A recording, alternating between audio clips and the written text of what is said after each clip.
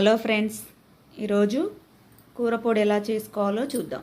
అందుకోసం stove on చేసుకొని మూకుడు పెట్టుకొని అందులో కొంచెం ఆయిల్ వేసుకొని ఒక గ్లాస్ శనగపప్పు, ఇంకో గ్లాస్ గుండు మినప్పప్పు, ఒక గ్లాస్ పల్లీలు, ఒక గ్లాస్ ధనియాలు, కొంచెం జీలకర్ర, కొంచెం ఆవాలు వేసుకొని అన్నీ బాగా వేయించుకోవాలి. అన్ని గింజలు బాగా ఎర్రపడేలాగా వేయించాలి. అందులోనే ఎండుమిరపకాయలు కూడా వేసి బాగా వేయించుకోవాలి. వేయించుకున్న తర్వాత చల్లగయ్యాక పొడినంతా మిక్సీలో వేసుకొని మెత్తగా పొడి చేసుకోవాలి.